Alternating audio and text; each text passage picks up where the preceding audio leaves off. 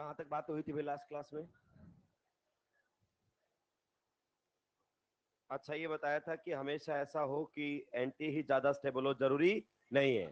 तो hydrogen bonding का एक केस हमने लिया था। इसी प्रकार से हाइड्रोजन बॉन्डिंग और कहीं पर भी हो सकती है, तो वो केसेस भी हमारे सामने आ सकते हैं। जैसे अगर अपन बात करें, यहां पर रहे CH2, यहां पर रहे CH2, एक जगह मैंने किसको फिक्स कर दिया है, OH। दूसरी जगह कौन आ सकता है, OH। देखो, बात है नहीं भैया, वापस आएंगे। तो यहां पर हाइड्रोजन बॉन्डिंग होती है, लास्ट क्लास में हमने बात किया था। अब OH की जगह अगर यहां पर फ्लोरीन हो तो भी चलेगा, क्लोरीन हो तो भी चलेगा, क्योंकि ये सब इंट्रामोलिकुलर हाइड्रोजन बॉन्डिंग करेंगे।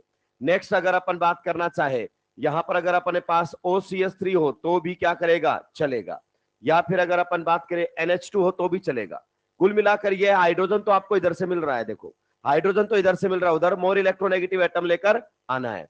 फिर वो ऑक्सीजन होगा तो चलेगा, नाइट्रोजन होगा तो चलेगा, नाइट्रोजन पर NH2 होगा तो चलेगा, NHR होगा तो चलेगा, और NR2 होगा तो भी चलेगा। क्लियर? इन सब में क्या रहेगा, मैं आपको एक बार थोड़ा सा रिकॉल करवा देता हूं। इन सब में यहां पर ये ऑक्सीजन पर कौन लगा हुआ है, हाइड्रोजन। तो हाइड्रोजन तो देखो यहां से आ गया है, ये वाला हाइड्रोजन। ये हाइड्रोजन एलिजिबल रहेगा किसके लिए, हाइड्रोजन बॉन्डिंग के लिए, क्योंकि ये ऑक्सीजन से अटैच्ड हाइड्रोजन। क्लियर? तो यहां पर रहेगा पार्शियल नेगेटिव, और यहां पर रहेगा सॉरी पार्शियल पॉजिटिव, और यहां पर रहेगा पार्शियल नेगेटिव। क्लियर? अब इस हाइड्रोजन को H बॉन्डिंग करने के लिए या तो नाइट्रोजन चाहिए, या ऑक्सीजन चाहिए, या फ्लोरीन चाहिए। लेकिन आप जानते हैं क्लोरीन भी इंट्रामोलिकुलर हाइड्रोजन बॉन्डिंग कर लेता है, इंट्रामोलिकुलर हाइड्रोजन बॉन्डिंग। तो यहां पर जो इस हाइड्रोजन को H बॉन्डिंग के लिए चाहिए, उनमें से वो एटम मैंने यहां पर लगा दिए हैं। यहां पर H है, यहां पर H है। अब गौर से देखो, मान लीजिए आप यहां पर बताओ इनमें से कौन सा रख के देखें, OCH3 रख के देखें तो ये रहेगा O, और यहां पर कौन आ जाएगा, CH3। अब बताइए यहां पर कैसा चार्ज रहेगा, पार्शियल नेगेटिव, कार्बन पर पार्शियल पॉजिटिव, और इन दोनों के बीच में फिर से क्या हो जाएगी, इंट्रामोलिकुलर हाइड्रोजन बॉन्डिंग।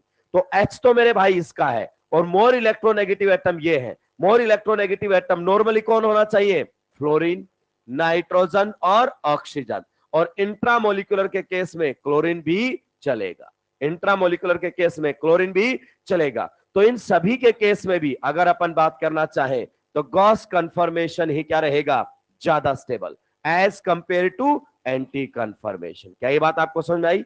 अगर इंट्रामोलिकुलर हाइड्रोजन बॉन्डिंग हो जाती है तो gauche conformation will be more stable as compare to the anti conformation. Hydrogen bonding आपको फिर से पढ़ाया जाएगा जबरदस्त लेवल पर इनऑर्गेनिक केमिस्ट्री के अंदर, तो और भी क्लियर हो सकता है। बस आपको डाउट ये आ सकता है कि कब H बॉन्डिंग होता है और कब नहीं। तो अगर ये पता चल गया तो आपका क्वेश्चन गलत नहीं हो सकता। नेक्स्ट अगर अपन बात करना चाहे, मान लीजिए हमारे सामने कुछ इस प्रकार से है, यहां पर है CH2, यहां पर हमारे सामने लगा हुआ है NH2, और यहां पर हमारे सामने लगा हुआ है F। बताइए अब भी हाइड्रोजन बॉन्डिंग के चांसेस है कि नहीं है? है। देखिए अगर अपन बात करें, इसको फ्रंट कार्बन मान ले, तो इसके ऊपर क्या लगा हुआ है, NH2। NH2 का मतलब नाइट्रोजन पर कौन होगा, हाइड्रोजन, इस प्रकार से। तो बताइए नाइट्रोजन से जुड़ा हुआ H हाइड्रोजन बॉन्डिंग के लिए एलिजिबल होता है, यस। और सामने वाले पर कौन है, फ्लोरीन। तो यहां पर जब मैं इसकी गॉस कन्फर्मेशन बनाऊंगा तो यहां पर कौन आ जाएगा, fluorine. Now you can check easily, there will be intramolecular hydrogen bonding. कैसे?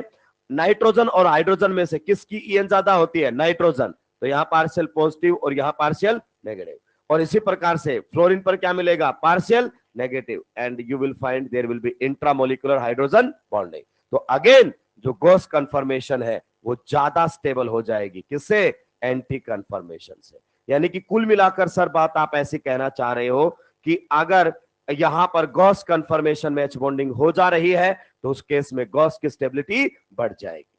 अगर यहां पर भी आपसे पूछा जाए गॉस ज्यादा स्टेबल रहेगा या एंटी ज्यादा स्टेबल रहेगा, तो हम वापस से कह सकते हैं Gauss will be more stable then anti. मेरी बातों को ध्यान से सुनते हुए चलेंगे, कुछ एग्जांपल्स हमारे सामने आ रहे हैं।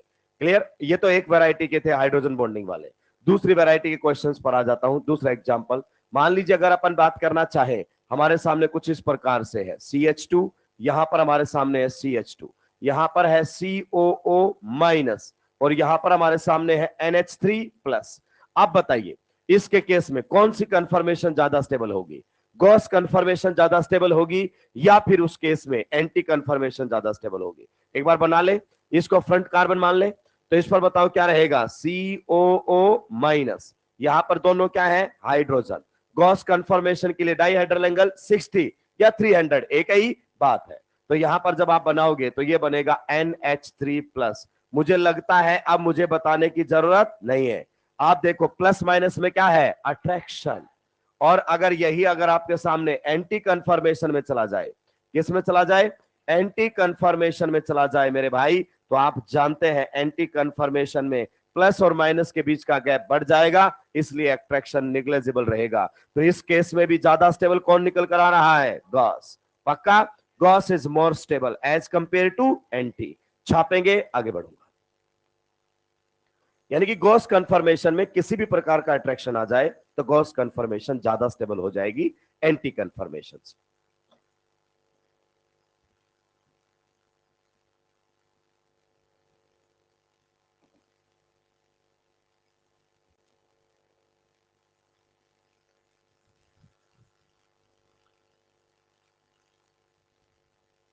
इंटरमोलिकुलर है कि इंट्रा, इंट्रामोलिकुलर H बॉन्ड।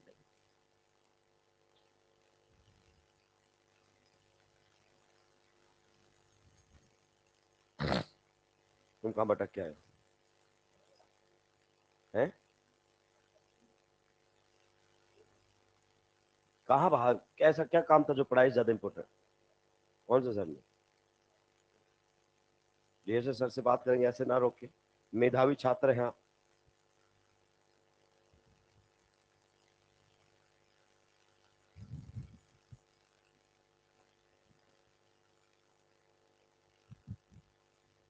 जल्दी जल्दी निपटाएंगे।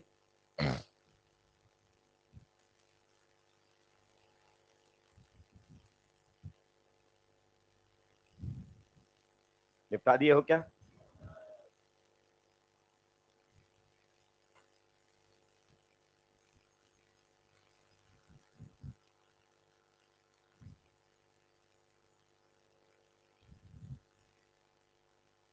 अब निपटाए क्या? कुल मिलाकर बात इतनी सी समझ में आई है कि गॉस कन्फर्मेशन में अगर किसी टाइप से अट्रैक्शन आ जा रहा है तो एंटी से क्या हो जाएगा, ज्यादा स्टेबल। गॉस और एंटी दोनों ही कौन सी कन्फर्मेशन है, स्टैगर्ड। तो टॉर्शनल का दोनों में क्या रहता है, ऑलमोस्ट जीरो। स्टेरिक की वजह से कुछ गड़बड़ हो रही थी और स्टेरिक अट्रैक्शन में कन्वर्ट हो जाए रिपल्सन के बजाय, तो गॉस ज्यादा स्टेबल होने लगे। निपटा दिए हैं क्या? आज में निपटाने की कोई उम्मीद?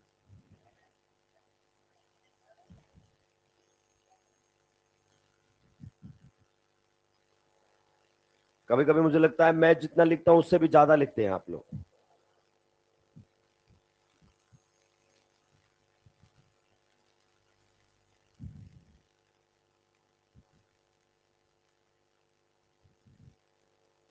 निपटा दिए हैं क्या?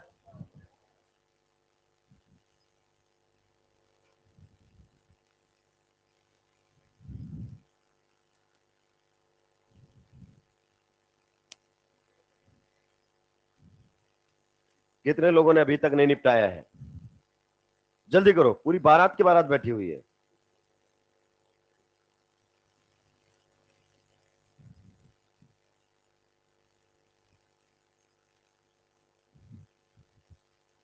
अब निपटाए क्या?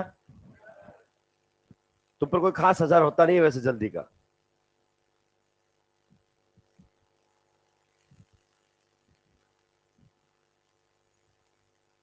दो टाइप के लोग होते हैं, एक जो करने से मोटिवेट हो जाते हैं, और एक होती है डीट कैटेगरी। जो मोटिवेट करने के लिए आया वो खुद डिप्रेशन में चला जाता है उनके साथ रह के कुछ दिनों बाद। तो तुम उस कैटेगरी के लोग हो। आगे बढ़ जाऊं क्या? चलिए, नेक्स्ट अगर अपन बात करना चाहे, नंबर कौन सा रहेगा, थर्ड। एक हमारे सामने होता है सक्सिनिक एसिड। मैंने आपको पहले बताया था जब नेमिंग पढ़ाया था, ओम्स गैप।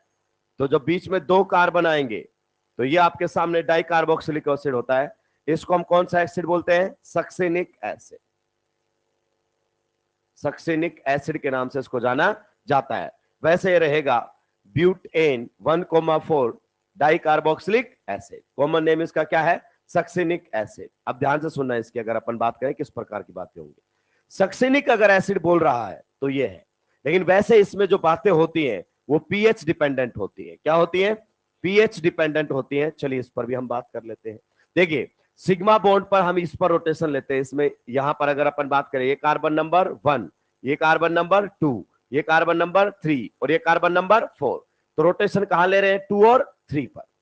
अब पीएच डिपेंडेंट बातें हैं। अगर मान लीजिए पीएच आपकी 7 से ज्यादा है, पीएच आपकी 7 से, तो मीडियम कैसा होगा, बेसिक, बेसिक मीडियम होगा। भाई कैसी बातें कर रहे हो, 0 से 6 तक एसिडिक, और अगर अपन बात करना चाहे 8 से 14 तक बेसिक, और 7 पर क्या बोला जाता है, न्यूट्रल। तो बेसिक मीडियम है। अब बताओ बेसिक मीडियम में ये आपने पढ़ा होगा कभी ना कभी कि ये जो हाइड्रोजन्स होते हैं ये एसिडिक होते हैं, और बेस डालोगे तो ये हाइड्रोजन हट जाएंगे। बेस इनके हाइड्रोजन्स को हटा देगा। अगर बेस इनके हाइड्रोजन्स को हटा देगा मेरे भाई, अगर बेस इनके हाइड्रोजन्स को हटा देगा, तो बताओ यहां पर कैसे चार्ज आ जाएंगे, नेगेटिव। तो ये आप लोगों के सामने बन जाएगा क्या, डाई एनाइन। क्या बन जाएगा, डाई एनाइन। पक्का, यस। अब इसमें अगर अपन बात करें कि सक्सिनिक एसिड का स्टेबल कंफर्मेशन आपको बताना है, कौन से मीडियम में, बेसिक मीडियम में। तो बेसिक मीडियम में बनाओ, इसको कौन कौन से बन सकते हैं आपके सामने, गॉस भी बनेगा और एंटी भी बनेगा। हमारा तो केवल स्टैगर में ही कंपटीशन चल रहा है, तो ये आपके सामने कौन सा है, गॉस कंफर्मेशन। पक्का, दोनों एनायन बन चुके हैं। और यहां पर अगर अपन बात करें तो ये कौन सा कंफर्मेशन आप लोगों के सामने रहेगा, ये रहेगा एंटी कंफर्मेशन। कौन सा रहेगा, एंटी कंफर्मेशन। अब आप बताइए कौन सा ज्यादा स्टेबल रहेगा, एंटी। क्यों, क्योंकि अब कोई अट्रैक्शन थोड़ी है, एक जैसे चार्जेस में तो क्या होता है, रिपल्सन। तो इस केस में यही ज्यादा स्टेबल है। मतलब गॉस से ज्यादा स्टेबल कौन रहेगा, एंटी। जब तक गॉस में कोई खास अट्रैक्शन ना आए तब तक स्टेबिलिटी किसकी ज्यादा रहेगी, एंटी की। लेकिन अगर मैं बोल दूं पीएच जो आपका है, pH that is less than 7, less than 7 का मतलब मीडियम कैसा है, एसिडिक। एसिडिक मीडियम में एसिड के एच नहीं हटेंगे। भाई एसिड के एच कौन हटाता है, बेस। तो बेस तो है ही नहीं अपने पास, मीडियम कैसा है, एसिडिक। तो एसिडिक मीडियम में ये एसिड की फॉर्म में ही रहता है, इसका डिसोसिएशन नहीं होता, यानी कि इसके एच हटते नहीं है। अब बताओ इस केस में कौन ज्यादा स्टेबल होना चाहिए, गॉस ज्यादा स्टेबल होना चाहिए या एंटी ज्यादा स्टेबल होना चाहिए। मैं बता रहा हूं, ध्यान से सुनना। अब आपके सामने फिर से वो काम में आएगा, कौन सा, कंप्लीट स्ट्रक्चरल फॉर्मूला। कंडेंस में आपको कुछ खास इंफॉर्मेशन नहीं मिलेगी। ये देखिए, ये अपना कौन सा कार्बन हो गया है, फ्रंट। फ्रंट कार्बन पर एक COH और एक क्या लगे, दो क्या लगे, H। फिर कौन सा कार्बन आएगा, बैक। बैक कार्बन पर भी एक COOH लगा हुआ है क्या, यस। बैक कार्बन पर भी अगर अपन बात करना चाहें तो एक COOH लगा हुआ है और दो क्या लगे हुए, हाइड्रोजन। ये कौन सी कंफर्मेशन बनाई है मैंने, बताओ जल्दी से, गॉस। अगर एंटी कंफर्मेशन बनाऊंगा तो ये ग्रुप कहां पर जाएंगे, 180 के डाइहेड्रल एंगल पर। बताया था कि नहीं बताया था, तो ये आप लोगों के सामने यहां पर निकल जाएंगे। अब आप फिर से देख सकते हैं गॉस कंफर्मेशन में यहां पर हाइड्रोजन बॉन्डिंग दिखाई देगी। कैसे, यहां पर कार्बन पर पार्शियल पॉजिटिव, ऑक्सीजन पर पार्शियल नेगेटिव। क्यों, क्योंकि बेटा कार्बन की ईएन कम और ऑक्सीजन की ईएन ज्यादा होती है। इसी प्रकार से यहां पर रहेगा पार्शियल नेगेटिव और यहां पर रहेगा partial positive, and again you will find there is intramolecular hydrogen bonding. और इंट्रामोलिकुलर हाइड्रोजन बॉन्डिंग हो गई है तो फिर से आपकी कौन सी फॉर्म ज्यादा स्टेबल हो जाएगी, गॉस फॉर्म ही ज्यादा स्टेबल हो जाएगी एज कंपेयर टू एंटी। अब एक सवाल बच्चे के दिमाग में आता है कि सर अगर मुझे दिया गया है कि बताओ सक्सिनिक एसिड की कौन सी फॉर्म ज्यादा स्टेबल है, गॉस फॉर्म ज्यादा स्टेबल है या एंटी फॉर्म ज्यादा स्टेबल है, तो सर मैं इसको मान के बताऊं या इसको मान के बताऊं। एक बात बता, सक्सिनिक एसिड ये है या ये है, ये सक्सिनिक एसिड है, वो तो उसका एनायन है, कॉन्जुगेट बेस है। तो जब वो बोले कि pH less, pH greater than 7, तभी ये सोचना है। वरना सक्सिनिक एसिड तो यही होता है ना मेरे भाई, ये तो उसका क्या है, डाई एनायन। तो जब पीएच कुछ भी ना दे तो सीधी सी बात है, सक्सिनिक एसिड की बात कर रहा है। किसकी बात कर रहा है, सक्सिनिक एसिड की बात कर रहा है। परेशान होने की जरूरत नहीं है। नेक्स्ट अगर अपन बात करना चाहें, मेरी बातों को आप ध्यान से सुनते रहेंगे। नंबर कहां पर चलते हैं, 4 पर। नंबर 4 पर कुछ इस प्रकार से, हालांकि ये सारी बातें आपको रेयरली कहीं पर देखने को मिलेंगी। मान लीजिए यहां पर Cl लगा हुआ है या फिर कौन लगा हुआ है, फ्लोरीन। ध्यान से सुनेंगे किस प्रकार की बातें होंगी। देखिए कार्बन और क्लोरीन में भी ईएन डिफरेंस होता है, यस। इसकी ईएन क्या होती है, ज्यादा, तो यहां आएगा पार्शियल नेगेटिव, यहां पर क्या आएगा, पार्शियल पॉजिटिव।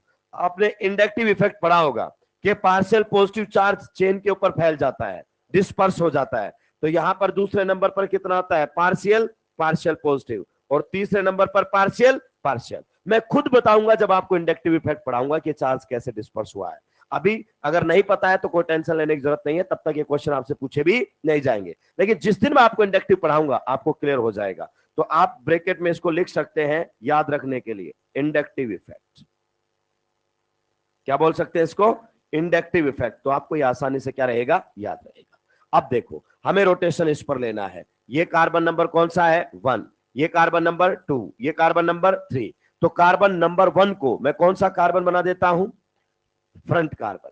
क्लियर। अब बताइए उस पर क्या लगा हुआ है, Cl, और 2 क्या लगे हुए हैं, हाइड्रोजन। कार्बन नंबर 2 पर क्या लगे हुए हैं, 2 हाइड्रोजन और 1 मिथाइल। देख पा रहे हो कि नहीं देख पा रहे हो।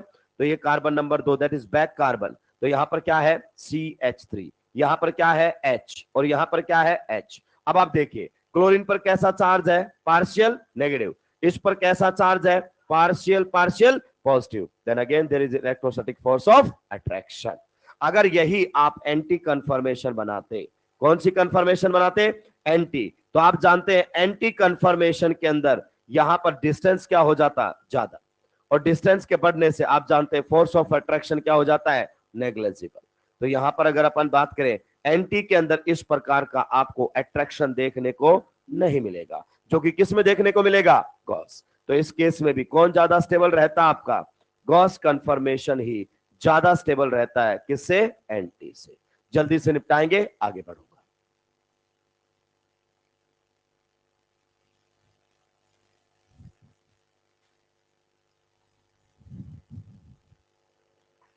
जल्दी जल्दी निपटा देंगे मेरे भाई।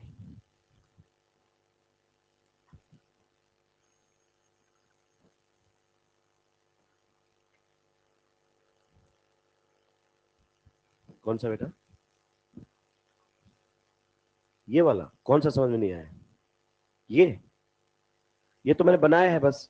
ये कौन सा कार्बन है, कार्बन नंबर 1, फ्रंट कार्बन। तो ये रहा देखो कार्बन नंबर 1, क्या लगा हुआ है बेटा इस पर, 2 हाइड्रोजन और एक क्या लगा हुआ है, Cl।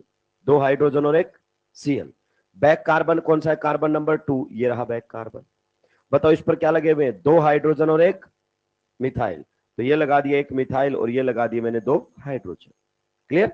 गॉस बनाना है तो ये ग्रुप आजू बाजू होने चाहिए, एंटी बनाना है तो 180 पर होने चाहिए। ये वाला बात आपको अभी पता है तो ठीक है, वरना इंडक्टिव इफेक्ट जब हम पढ़ाएंगे तो आपको क्लियर हो जाएगा। बातें नहीं करेंगे पीछे वाले भाई। निपटा दिया है क्या,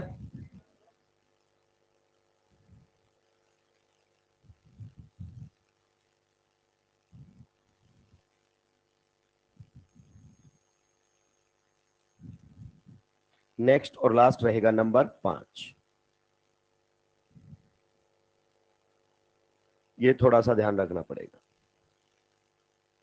विसिनल डाइहैलाइड्स, इथाइलिन डाइहैलाइड्स लिख देता हूं।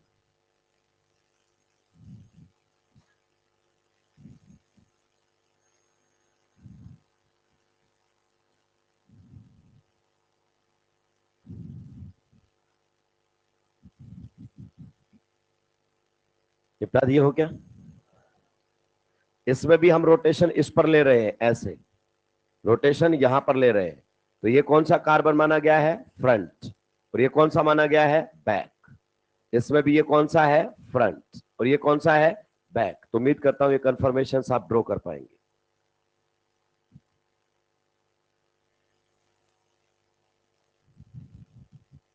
निपटा दिए हो क्या सभी। नेक्स्ट और लास्ट, फिर कंफर्मेशंस भी अपना क्या बोल जाएगा, टैग।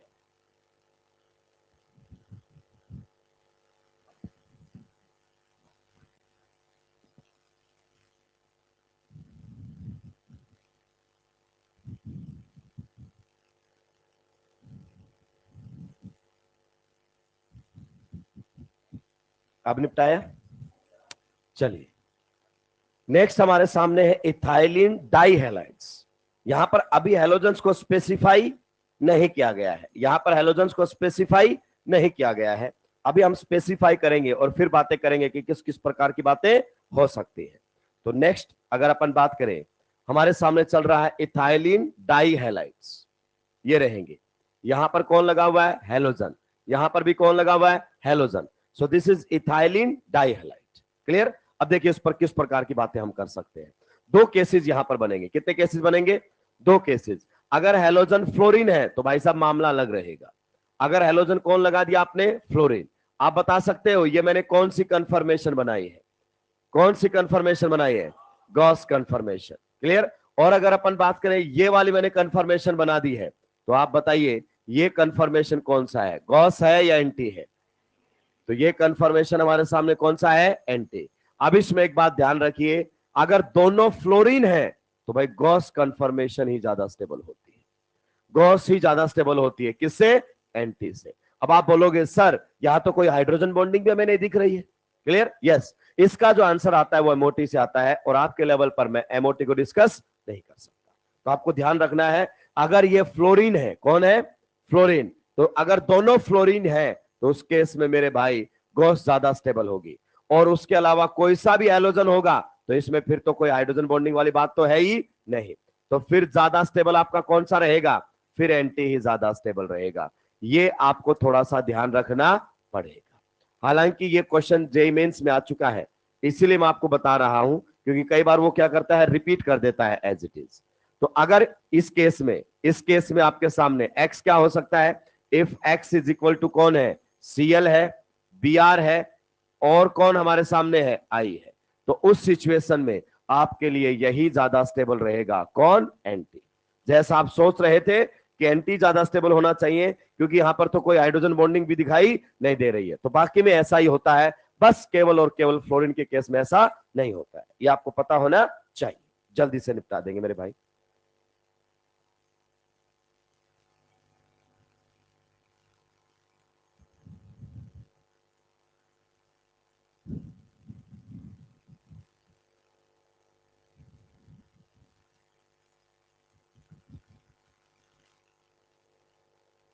निपटा दिया है क्या?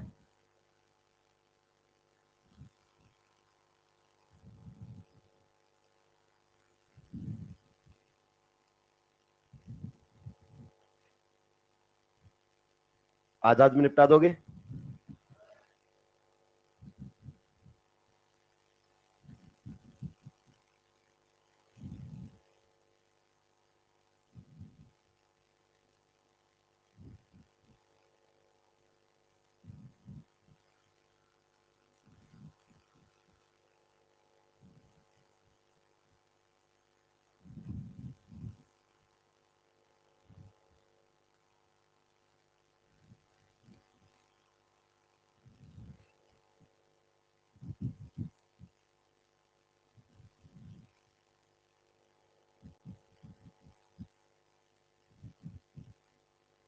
Conformations of cycloalkanes, conformations of cycloalkanes, ये एनसीईआरटी में कहीं पर भी नहीं दिया होगा।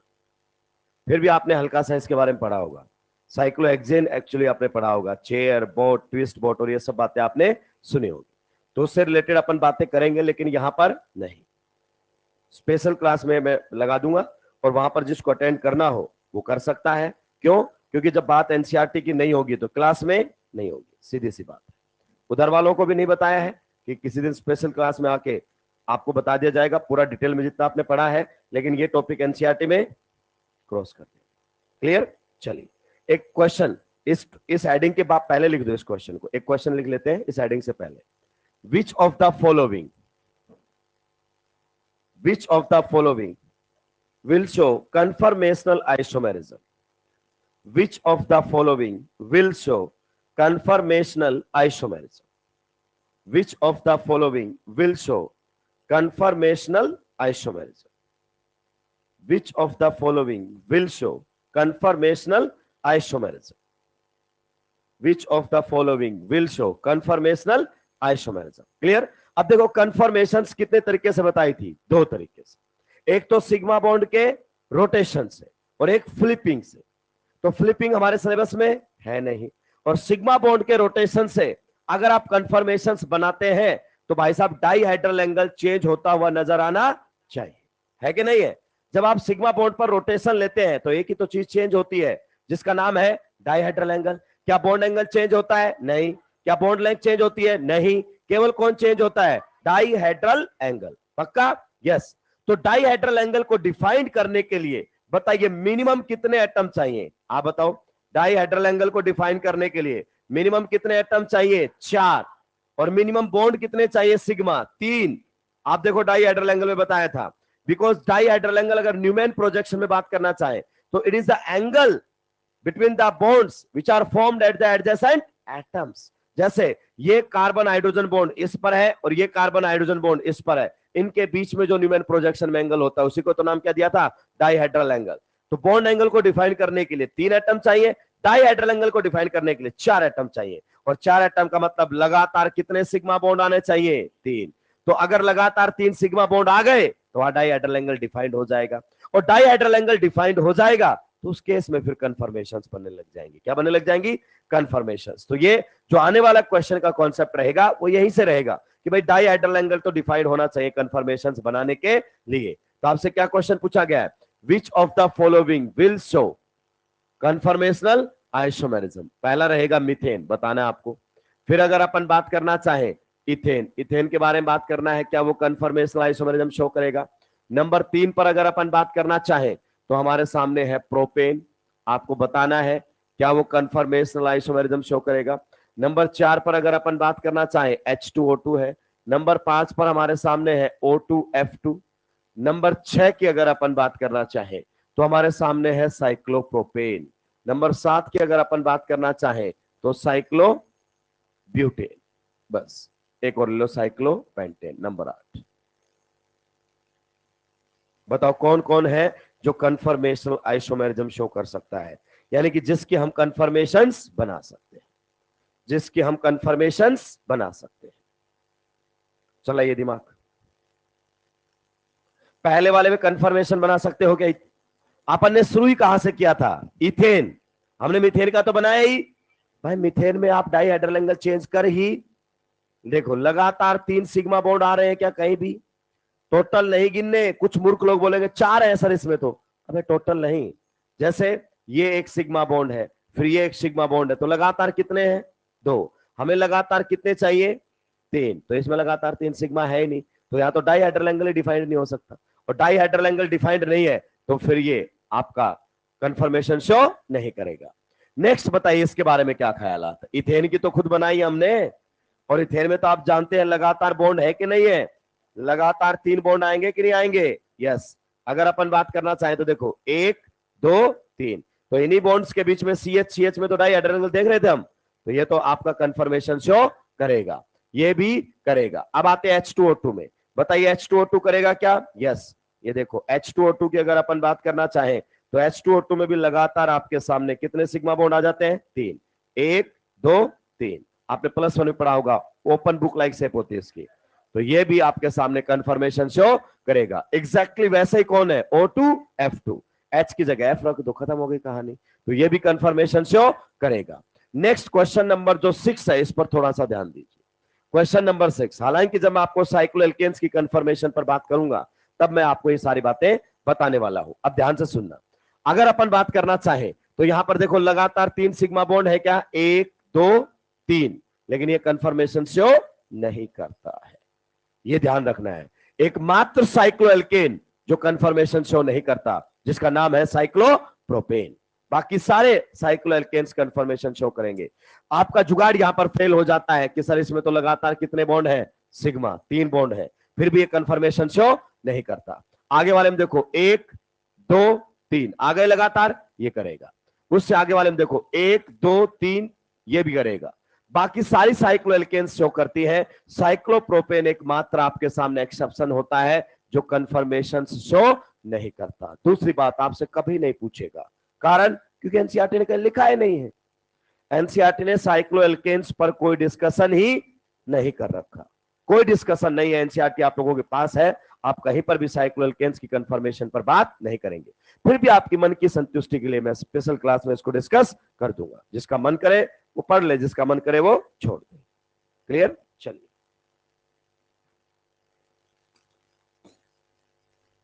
निपटा दिया है क्या? चलिए, तो स्पेशल क्लास के लिए आप 1 से 1.5 पेज छोड़ देंगे अगर आप अटेंड करेंगे तो, और कर ही लेना, कोई फर्क नहीं पड़ता है क्योंकि आप लोगों ने उसको पहले भी पढ़ा है, कोई भारी बात नहीं है, लेकिन मुझे टाइम सेव करना है। सो 1 से 1.5 पेज छोड़ देंगे और हेडिंग लगा देंगे नेक्स्ट ज्योमेट्रिकल आइसोमर्स। 1 से 1.5 पेज छोड़ देंगे और हेडिंग लगा देंगे ज्योमेट्रिकल आइसोमर्स। 1 से 1.5 पेज छोड़कर हेडिंग लगा देंगे ज्योमेट्रिकल आइसोमर्स।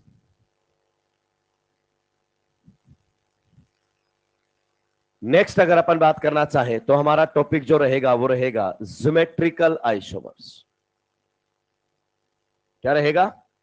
Geometrical isomers. ध्यान से सुनते रहेंगे, बहुत ध्यान से। ज्योमेट्रिकल आइसोमर्स, मैं थोड़ा सा आइसोमर्स को आपको थोड़ा सा रिकॉल करवाना चाहता हूं, साथ के साथ मुझे बताते हुए चलेंगे। आइसोमर्स को कितनी कैटेगरी में डिवाइड किया था? 2। एक हमारे सामने आए थे कॉन्स्टिट्यूशनल, यही वर्ड लिखेंगे क्योंकि स्ट्रक्चरल स्ट्रक्चरल बोलते हुए कॉन्स्टिट्यूशनल भूल ही जाते हैं। एक हमारे सामने कौन से आइसोमर्स होते हैं? कॉन्स्टिट्यूशनल आइसोमर्स, कुछ याद आ रहा है? और एक हमारे सामने कौन से आइसोमर्स होते थे? Stereo isomers. कौन से आइसोमर्स होते थे? स्टीरियो आइसोमर्स हमारे सामने होते थे। स्टीरियो को फर्दर कितनी कैटेगरी में डिवाइड कर दिया था? 2 कैटेगरी में हमने डिवाइड कर दिया था स्टीरियो को। एक हमारे सामने कौन से बच गए थे? ज्योमेट्रिकल, कुछ याद आया? Geometrical isomers. और दूसरे हमारे सामने कौन से थे? ऑप्टिकल आइसोमर्स, कुछ याद आ रहा है? Geometrical isomers and optical isomers हमारे सामने है, और इन दोनों को ही हम कौन से बोलते थे? कॉन्फिगरेशनल। क्या बोलते थे? कन्फर्मेशनल नहीं, कॉन्फिगरेशनल। इन्हीं को ही हम बोल देते थे कॉन्फिगरेशनल आइसोमर्स। तो आपसे कोई पूछे कि कौन सी कॉन्फिगरेशनल आइसोमर्स कौन से होते हैं, तो आप बोलोगे ज्योमेट्रिकल या ऑप्टिकल, या फिर आप बोल सकते हैं स्टीरियो आइसोमर्स को ही हम कॉन्फिगरेशनल आइसोमर्स बोलते हैं। स्टीरियो आइसोमर्स की हल्की सी डेफिनेशन हमने पहले भी पढ़ी थी। क्लियर? आज हम और अच्छे से समझेंगे स्टीरियो को। पहले हम शुरुआत करेंगे कहां से? ज्योमेट्रिकल से। ये ज्योमेट्रिकल आइसोमर्स आप +1 की क्लास में भी पढ़ चुके हैं कि ज्योमेट्रिकल आइसोमर्स क्या होते हैं। हम इनको वापस से रिकॉल करेंगे और चीजों को अच्छी तरीके से समझने की कोशिश करेंगे। तो जल्दी से यहां तक निपटा कराएंगे, फिर मैं आगे बढ़ूंगा। ज्योमेट्रिकल आइसोमर्स की बातें होंगी। किसकी बातें होंगी? ज्योमेट्रिकल आइसोमर्स की। कोई डेफिनेशन बताएगा मुझे ज्योमेट्रिकल आइसोमर्स की? क्या होती है डेफिनेशन?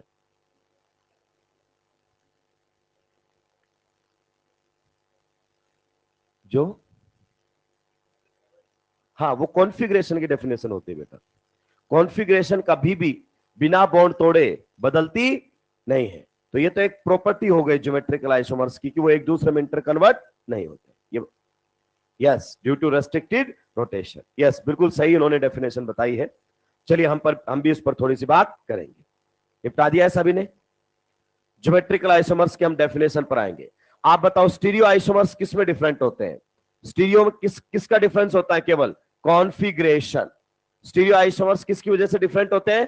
कॉन्फिगरेशन की वजह से। मैंने बताया था स्टीरियो का मतलब ही होता है कॉन्फिगरेशन का डिफरेंट होना। कॉन्फिगरेशन सिस ट्रांस इजेड सिन एन टी आर एस, ये क्या है? कॉन्फिगरेशन। अगर 2 कंपाउंड्स केवल इन्हीं में डिफरेंट है तो वो एक दूसरे के कौन से आइसोमर्स कहलाएंगे? स्टीरियो आइसोमर्स कहलाएंगे। अब आ जाएंगे, हम सब उन्हीं पर आ रहे हैं ना। चलिए डेफिनेशन लिखने के तैयार हैं? लिखिए isomers, isomers,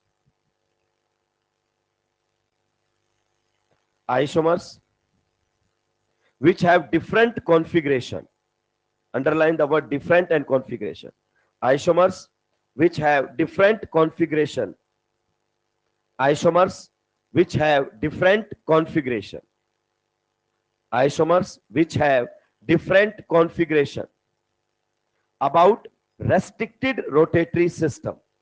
About restricted rotatory system. Isomers which have different configuration. About restricted rotatory system. Restricted rotatory system पर कॉन्फ़िगरेशन क्या हो? डिफरेंट। रेस्ट्रिक्टेड रोटेटरी सिस्टम को बेटा इन शॉर्ट हम क्या बोलते हैं? RRS। क्या बोलते हैं? RRS, restricted rotatory system. ठीक है, मेरी बात को आप ध्यान से सुनेंगे। आपने लिखा है डिफरेंट कॉन्फ़िगरेशन, ये तो क्लियर है कि अगर स्टीरियो आइसोमर्स होंगे तो डिफरेंस किस में मिलेगा? कॉन्फ़िगरेशन में। क्लियर? आज आपको कॉन्फ़िगरेशन का सही मतलब समझ में आने वाला है, ध्यान से सुनते हुए चलेंगे, जल्दी जल्दी लिखो। दूसरा, अगर कॉन्फ़िगरेशनल आइसोमर्स है तो कॉन्फ़िगरेशन कभी भी बॉन्ड तो बिना बॉन्ड तोड़े एक दूसरे में बदलती नहीं है। कॉन्फ़िगरेशनल आइसोमर्स इंटरकन्वर्टेबल नहीं होंगे। अभी समझेंगे इसको, देखिए क्या कहना चाहते हैं। सबसे पहले अगर अपन बात करें, हमारे सामने कुछ इस प्रकार से लिखा हुआ है, ध्यान से सुनते रहेंगे। ये H है, यहां पर H है, ए राक्षस, यहां पर भी हमारे सामने हाइड्रोजन है। ये भारी भारी बोतलें लेके ना बैठे भाई, हल्की हल्की बोतल क्लास में लेके आए, क्योंकि क्या पता तुम्हें किसी दिन ना समझ में आए, और जिस दिन ना समझ में आएगा मैं इधर लिख रहा हूंगा, तुम पीछे से बोतल मारोगे। एक था मास्टर, मास्टर तो निपटा दिया ना तुमने, तो समझ में नहीं आए तो पूछ लो, बोतल खड़काने की जरूरत नहीं है। ये अगर अपन बात करना चाहे तो हमारे सामने कौन सी कन्फर्मेशन है? स्टैगर्ड। देखो स्टैगर्ड किसको बताता है? कन्फर्मेशन। किसको बताता है? कन्फर्मेशन। और आप जानते हैं ये एक दूसरे में बदल जाती है बॉन्ड के घुमाने से। अगर मैं इन दोनों कार्बन्स के बीच में सिग्मा बॉन्ड पर क्या ले लूं? रोटेशन, तो आप जानते हैं स्टैगर्ड किस में कन्वर्ट हो जाती है? एक्लिप्स। और एक्लिप्स किस में कन्वर्ट हो जाती है? स्टैगर्ड। तो मेरे भाई ये जो बदला है ना, ये क्या बदला है? कन्फर्मेशन। ये क्या बदला है? कन्फर्मेशन। और इनफैक्ट हम तो इनको आइसोमर्स भी नहीं मानते, क्योंकि सेम ही कंपाउंड है जो सिग्मा बॉन्ड के रोटेशन से एक दूसरे में बदल रहे हैं। तो यहां पर जो आपके सामने बदल कर आया है उसे हमने क्या बोला है? उसको हमने बोला है कन्फर्मेशन। तो दो वर्ड होते हैं, एक होता है कन्फर्मेशन और एक होता है कॉन्फ़िगरेशन। तो कन्फर्मेशन के बदलने से मॉलिक्यूल नहीं बदलता है, ये अपने दिमाग में रखना। और कन्फर्मेशन को बदलने के लिए कोई बॉन्ड तोड़ने की जरूरत नहीं है। अब नेक्स्ट अगर अपन बात करना चाहें, जैसे आप सिग्मा बॉन्ड पर रोटेशन ले सकते हैं बिना बॉन्ड तोड़े, वैसे पाई पर नहीं हो सकता। एक वर्ड होता है हिंडर्ड। एक वर्ड क्या होता है? हिंडर्ड। Rotations hindered. हिंडर्ड का मतलब क्या होता है? कि रोटेशन लेने के लिए कुछ एनर्जी देनी पड़ेगी। दो वर्ड होते हैं, एक हिंडर्ड और एक रेस्ट्रिक्टेड। हिंडर्ड का मतलब है, आप बताओ क्या यहां रोटेशन लेने के लिए कोई कुछ एनर्जी नहीं देनी पड़ी? क्या एकदम फ्री है ये रोटेशन? नहीं, हिंडर्ड है। एनर्जी बैरियर है 12.5 किलो जूल पर मोल, यानी कि टू टेक रोटेशन आपको एनर्जी देनी पड़ेगी, लेकिन रोटेशन हो सकता है बिना बॉन्ड तोड़े। हिंडर्ड का मतलब क्या है? कि रोटेशन तो होगा लेकिन फ्री नहीं है, एनर्जी देनी पड़ेगी। और रेस्ट्रिक्टेड का मतलब क्या है? कि बिना बॉन्ड तोड़े आप रोटेशन ले ही नहीं सकते। दो वर्ड्स होते हैं, दिमाग पर जोड़ डालो, one is hindered, one is restricted. Hindered का मतलब कि वहां पर रोटेशन तो हो जाएगा बिना बॉन्ड तोड़े, लेकिन एनर्जी बैरियर है, घूमने के लिए एनर्जी चाहिए। एक होता है रेस्ट्रिक्टेड, कि बिना बॉन्ड तोड़े आप रोटेशन ले ही नहीं सकते। सिग्मा बॉन्ड पर जो रोटेशंस होते हैं यहां पर ये हिंडर्ड है कि रेस्ट्रिक्टेड है? हिंडर्ड, क्योंकि यहां रोटेशन हो रहा है बट एनर्जी बैरियर कितने का है? 12.4 किलो जूल पर मोल। एक आता है आपका पाई बॉन्ड। क्या आता है? Pi bond. मेरी बात को ध्यान से सुनना, जब पाई बॉन्ड आप लोगों के सामने बन जाता है, क्या बन जाता है? पाई बॉन्ड आप लोगों के सामने बन जाता है, तो पाई बॉन्ड पर आप रोटेशन नहीं ले सकते बिना बॉन्ड तोड़े। जैसे यहां पर अगर अपन बात करना चाहें, H और CH3 लगा दिया है मैंने, यहां पर भी अगर अपन बात करें CH3 और क्या लगा दिया है? H। मैं इस तरीके से इसलिए बात कर रहा हूं क्योंकि आपने इसको थोड़ा सा पहले भी समझा है। अगर दो एटम्स के बीच में पाई बॉन्ड बन गए हैं तो बेटा उन एटम्स के बीच में रोटेशंस क्या हो जाते हैं? रेस्ट्रिक्टेड। उन एटम्स के बीच में रोटेशंस क्या हो जाते हैं? रेस्ट्रिक्टेड। पाई बॉन्ड बनते ही आप रोटेशन ले ही नहीं सकते बिना बॉन्ड तोड़े। जैसे अगर अपन बात करना चाहें, यहां पर ये देखो, इन दोनों एटम्स के बीच में दो बॉन्ड बने हुए हैं, एक सिग्मा और एक पाई। अब आप इसको रोटेशन नहीं ले सकते बिना बॉन्ड तोड़े। देखो, घूम ही नहीं सकते। घूमने का मतलब है 360 से घूमना। घूमने का मतलब है 360 सा। बताओ, ब्लैक और येलो के बीच में कैसा बॉन्ड है? सिग्मा। आप घुमा सकते हो, लेकिन घुमाने के लिए आपको एनर्जी देनी, लेकिन उसके लिए आपको बॉन्ड तोड़ने की जरूरत नहीं। देखो घूम रहा है कि नहीं घूम रहा है सिग्मा पर? ये देखो घूम रहा है सिग्मा पर। तो सिग्मा पर घूमने के लिए आपको बॉन्ड को तोड़ने की जरूरत नहीं है। लेकिन अगर पाई पर रोटेशन लेना चाहते हो तो पाई बॉन्ड आपके बिना बॉन्ड तोड़े रोटेशन नहीं लेने देता। यानी कि दो एटम्स के बीच में अगर पाई बॉन्ड बन गया है तो रोटेशन कैसे हो गए वहां पर? रेस्ट्रिक्टेड। रेस्ट्रिक्टेड का मतलब है वहां आप 360 से नहीं घूम सकते। किससे नहीं घूम सकते? जैसे यहां पर आप घूम गए 360, कुछ बच्चे आएंगे बोलो देखो सर थोड़ा सा तो घूम रहा है, ये नहीं, 360 से घुमाना पड़ेगा। जैसे इस मॉलिक्यूल में अभी हम लोग देखने वाले हैं, ध्यान से एक एक बात को आप लोग सुनते रहेंगे। जैसे कि इस मॉलिक्यूल में आप लोग ऑब्जर्व करेंगे कि यहां पर ये जो डबल बॉन्ड है ये क्या करता है, जीआई, आपने थोड़ा सा पहले पढ़ा है। यहां पर ये दोनों अगर अपन बात करें अलग, ये दोनों अलग। यहां हम ऐसे देखें कि यहां पर हाइड्रोजन और हाइड्रोजन दोनों किधर है, सेम साइड, तो आप इसको क्या बोल देते हैं बेटा, सिस। ये सिस क्या होती है, इसकी कॉन्फिगरेशन। ये सिस इसकी क्या होती है, कॉन्फिगरेशन। मेरी बात को आप ध्यान से सुनते हुए चलना। तो ये आपके सामने सिस कॉन्फिगरेशन में है। ऐसा भी तो हो सकता है कि ये कुछ मॉलिक्यूल इस प्रकार से रहे, यहां पर आ जाए H, यहां पर आ जाए CH3, यहां पर अगर अपन बात करना चाहे आ जाए CH3 और यहां पर आ जाए H। क्लियर। ये देखो यहां पर अगर अपन बात करें डबल बॉन्ड है, और डबल बॉन्ड किसका काम करता है, RRS का, रेस्ट्रिक्टेड रोटेटरी सिस्टम। मतलब इन दोनों बॉन्ड्स के बीच में आप घुमा नहीं सकते बिना बॉन्ड तोड़े। अब देखो जो सेम एटम है वो डबल बॉन्ड के कहां चले गए हैं, ऑपोजिट साइड। तो आपने हल्का हल्का पहले पढ़ा है +1 के अंदर, आप बता सकते हैं ये क्या है, ट्रांस। ये क्या है, ट्रांस। इसको हम क्या बोलते हैं बेटा, कॉन्फिग्रेशन। क्या बोलते हैं, कॉन्फिग्रेशन। ये सिस ट्रांस क्या होती है, कॉन्फिग्रेशन। और एक बात मैंने आपको बोला हुआ है कि कॉन्फिग्रेशन बिना बॉन्ड तोड़े कभी भी चेंज नहीं हो सकती। ये सिस ट्रांस कभी भी रूम टेम्परेचर पर एक दूसरे में इंटर कन्वर्टेबल नहीं होते हैं। जैसे ऊपर वाले एक दूसरे में बदल रहे हैं अपने आप रूम टेम्परेचर पर, ऐसे ये नहीं बदलते। They are non interconvertible at room temperature. क्यों, क्योंकि इनको बदलने के लिए आपको क्या करना पड़ेगा, बॉन्ड तोड़ना पड़ेगा। और बॉन्ड तोड़ने के लिए जो एनर्जी चाहिए वो रूम टेम्परेचर पर अवेलेबल नहीं है। समझिए मेरी बात को ध्यान से। ये देखिए अगर अपन बात करना चाहें तो इसको गौर से देखो। अभी ये क्या है, सिस। ये देखो कार्बन कार्बन डबल बॉन्ड, ये क्या मान लो एच एच, और ये क्या मान लो मिथाइल मिथाइल। तो इस डबल बॉन्ड के ऐसे देखा जाता है इंटरन्यूक्लियर एक्सिस। एक एक्सिस पास करो दोनों न्यूक्लियस के थ्रू, तो इंटरन्यूक्लियर एक्सिस के रेड दोनों कहां है, सेम साइड, येलो दोनों कहां है, सेम साइड, तो इसको सिस बोलते हैं। क्लियर। अब ये सिस आजीवन सिस रहेगा, कभी ट्रांस नहीं बन सकता बिना बॉन्ड तोड़े। जैसे ये बॉन्ड टूटने वाला, और बॉन्ड टूटेगा नहीं तो ये दोनों रेड वाले अपोजिट साइड नहीं जा सकते, या दोनों येलो वाले भी अपोजिट साइड, तो सिस सिस रहेगा रूम टेम्परेचर, तो वो ट्रांस में कन्वर्ट नहीं होगा। इस सिस ट्रांस को क्या बोलते हैं, कॉन्फिगरेशन। इसका मतलब कॉन्फिगरेशन बिना बॉन्ड तोड़े नहीं बदली जा सकती। क्या हम सिस को ट्रांस नहीं बना सकते, बना सकते, लेकिन उसके लिए आपको बॉन्ड तोड़ना, वो अपने आप नहीं बनेगा।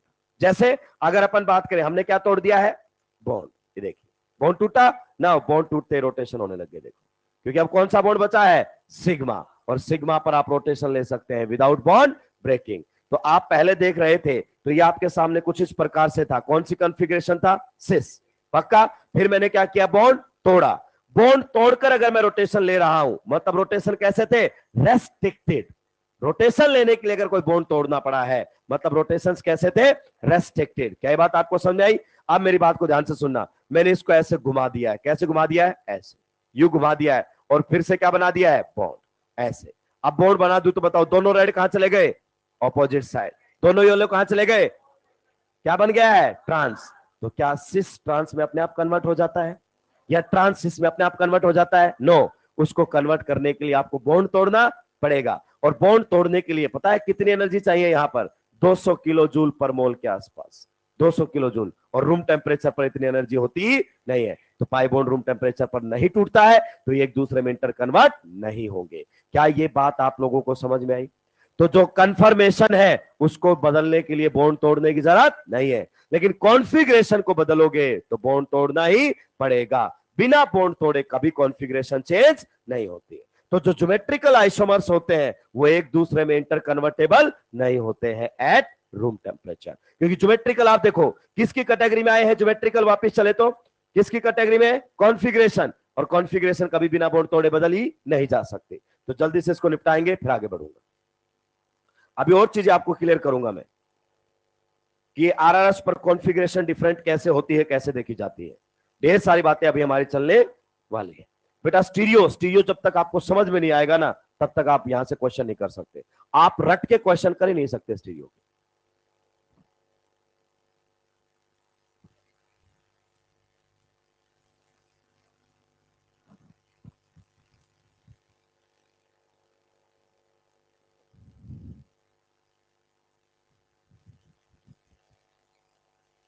जल्दी जल्दी निपटा देंगे।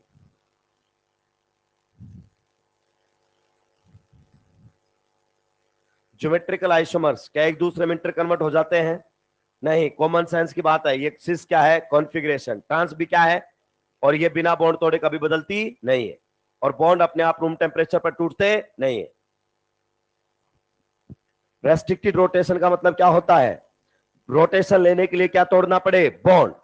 वो बॉन्ड टूटने वाला सिग्मा भी हो सकता है और पाई भी हो सकता है। जरूरी नहीं सिग्मा पर ही सॉरी पाई पर ही रोटेशन रेस्ट्रिक्टेड होते हैं। मैं आपको पढ़ाऊंगा रोटेशन सिग्मा पर भी रेस्ट्रिक्टेड हो सकते हैं, टाइम आने पर बताऊंगा। निपटा दिया है क्या? स्टार लगाकर लिख देंगे नीचे। Geometrical isomers are non interconvertible at room temperature. Geometrical isomers are non interconvertible at room temperature. ये क्रॉस जरूर करें, अगर ये क्रॉस नहीं किया तो सारा रायता फैला दोगे तुम। ये इक्विलिब्रियम पर क्रॉस मारना जरूरी है। Geometrical isomers are non interconvertible at room temperature, मतलब वो एक दूसरे में इंटरकन्वर्ट नहीं होते। Geometrical isomers are non interconvertible at room temperature. Clear? आ गई बात समझ में? सभी को क्लियर हो गया? चलिए अब मैं आपको डेफिनेशन में थोड़ा सा और क्लियरिटी लाना चाहता हूं। चीजों को समझेंगे तभी चीजें हमें क्या होंगी? क्लियर। ध्यान से सुनना। मान लीजिए अगर अपने पास दिया हुआ है C2H2Cl2, ये है C2H2Cl2, इसे हम क्या बोलते हैं? Molecular formula.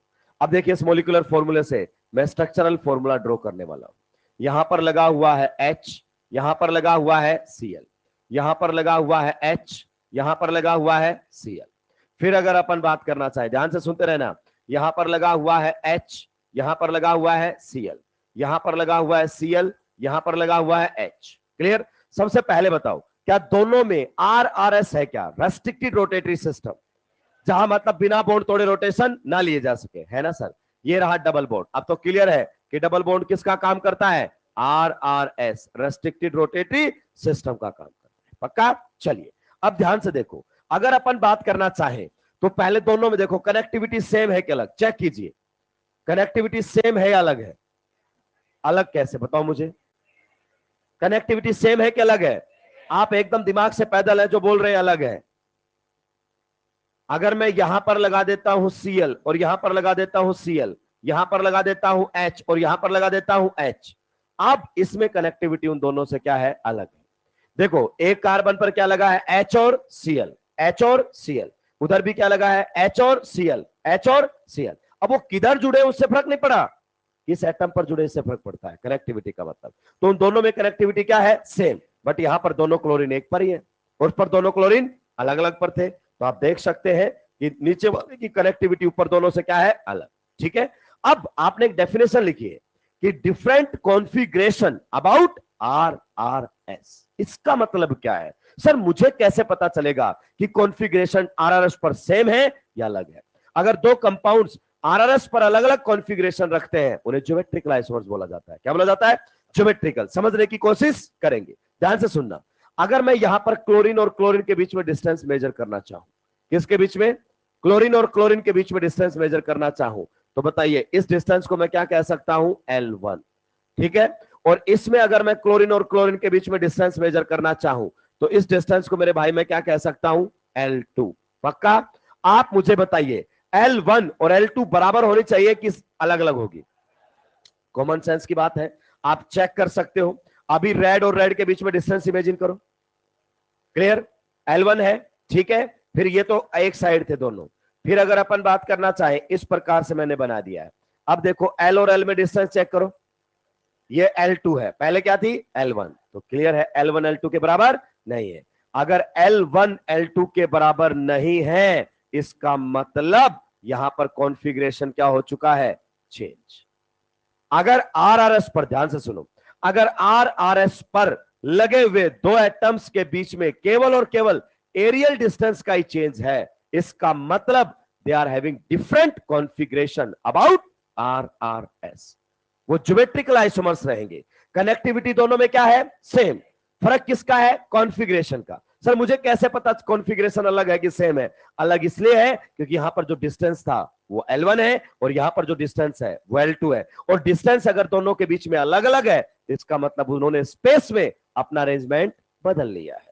आप देख सकते हैं पहले दोनों सीएल डबल बॉन्ड के किधर थे, गौर से देखो, दोनों सीएल डबल बॉन्ड के क्या थे, सेम साइड, और यहां पर दोनों सीएल डबल बॉन्ड के कहां है, अपोजिट साइड। तो स्पेस में इन सीएल का अरेंजमेंट अलग अलग है कि नहीं है, यस, यही तो आप कॉन्फ़िगरेशन कहते हो कि डिफरेंट अरेंजमेंट ऑफ एटम्स और ग्रुप इन स्पेस। तो यहां पर सीएल ने डबल बॉन्ड के अबाउट अपना अरेंजमेंट बदल लिया है। जहां पर जो आपका एल रहता है, इस एल को हम क्या बोलते हैं, एरियल डिस्टेंस। क्या बोलते हैं, एरियल डिस्टेंस। यानी कि अगर एरियल डिस्टेंस चेंज हुई है तो ये कंफर्म करता है कि भाई साहब ज्योमेट्रिकल आइसोमर्स है। क्या है, ज्योमेट्रिकल आइसोमर्स है, इनका कॉन्फ़िगरेशन क्या है, अलग अलग।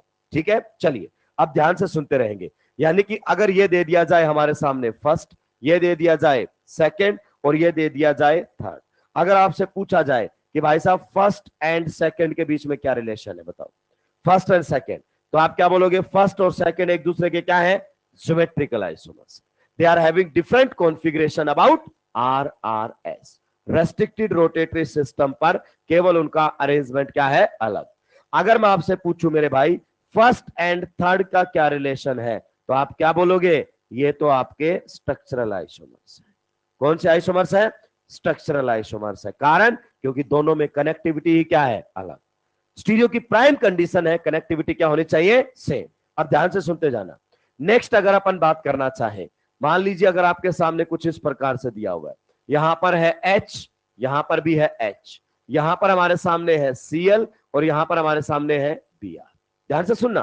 फिर अगर अपन बात करना चाहे, यहां पर हमारे सामने है H, यहां पर हमारे सामने है H, फिर यहां पर हमारे सामने है कौन, Br, और यहां पर हमारे सामने है Cl। बताइए ये दोनों कंपाउंड सेम है कि डिफरेंट है, गौर से देखिए।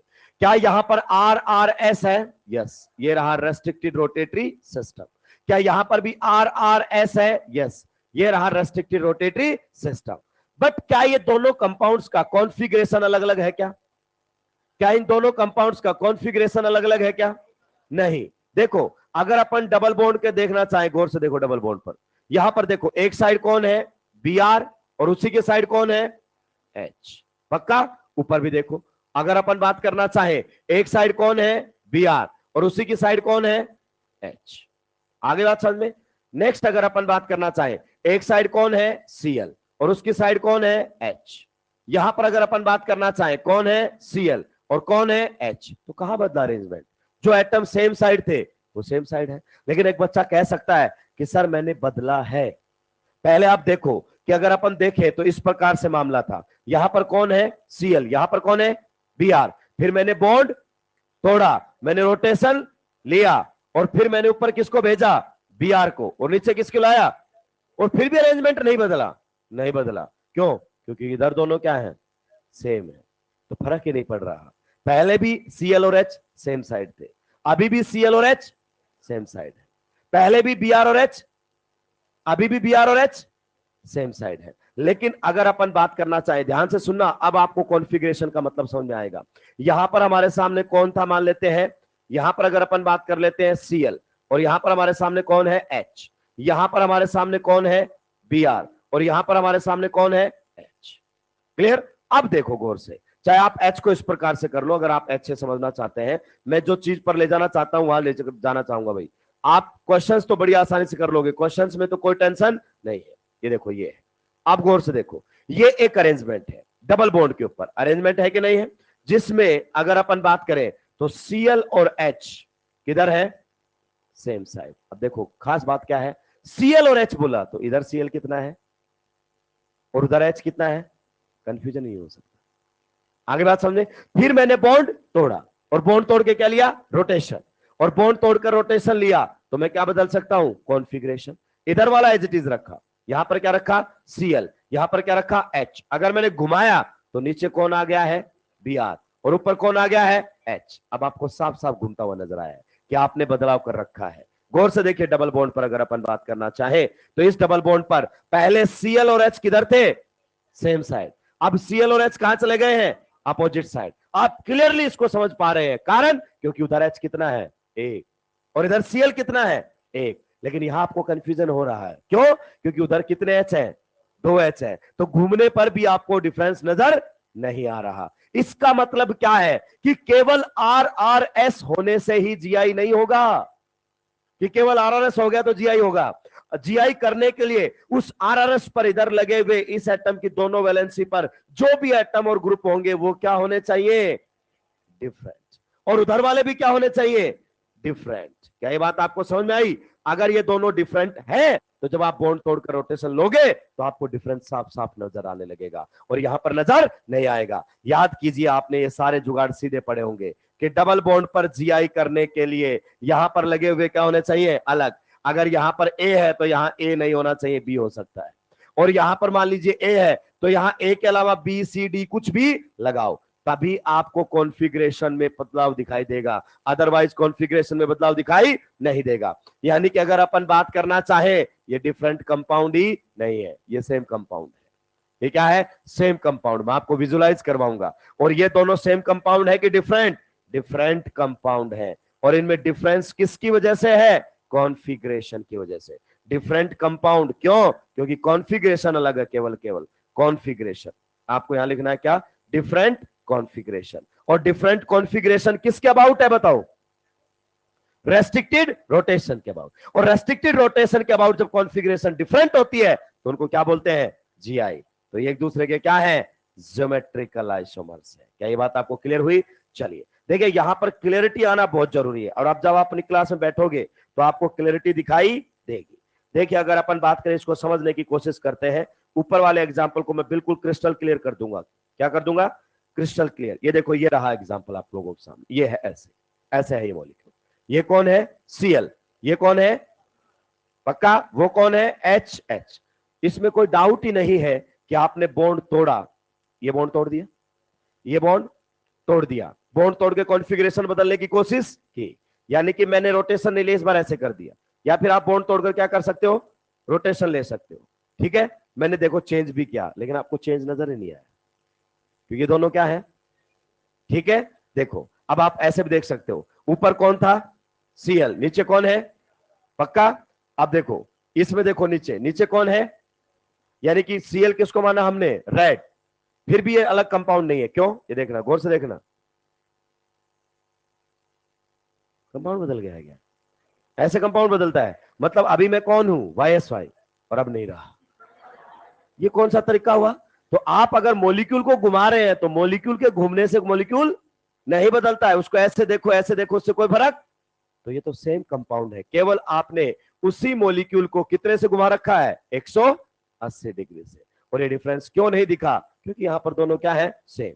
एक मिनट सर, यहां तो कभी बदल नहीं जाएगा, मुझे तो यहां पर भी थोड़ा सा क्या आ रहा है, डाउट। नहीं होगा ऐसे, देखो, आप घुमाने से ऐसा मॉलिक्यूल कर दोनों रेड किधर है, अपोजिट साइड। क्लियर? अब क्या है, अब कहां है, जब तक बॉन्ड नहीं तोड़ोगे ये सेम साइड नहीं जाने वाले। आगे बात समझ में, छापिए, पीछे से छापना शुरू करना है, ये वाला पार्ट भी छापना है। कनेक्टिविटी दिमाग में क्लियर हुई, स्टीरियो में निपटा देगा तुमको। स्टीरियो का एक बात ध्यान रखना दिमाग में, स्टीरियो मतलब नजरों का धोखा, खुली आंखों से धोखा होगा यहां पर। और जब तक बातें दिमाग में नहीं उतरेंगी स्टीरियो समझ में नहीं आएगी। और एक बार बात समझ में आ गई ना तो दो कोड़ी की नजर आएगा स्टीरियो आपको। मैक्सिमम बच्चे स्टीरियो में परेशान रहते हैं, जीआई कौन करेगा कौन नहीं करेगा, दो कोड़ी की बातें होती हैं।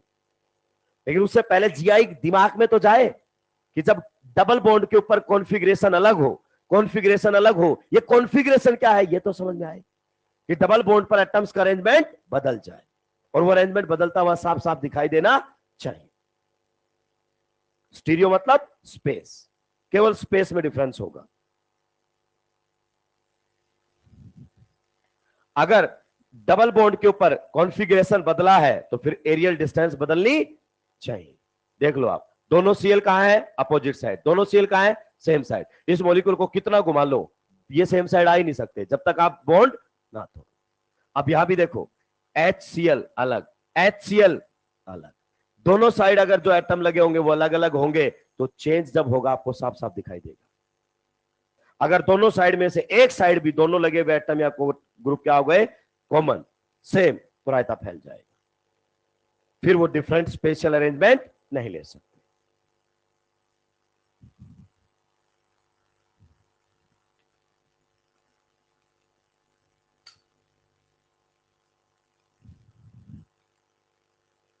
निपटा दिया है क्या?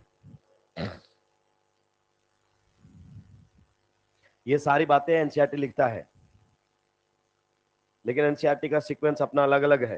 तुम्हें लगता होगा कि तो बहुत भारी बात है, एनसीईआरटी लिखता है मेरे भाई।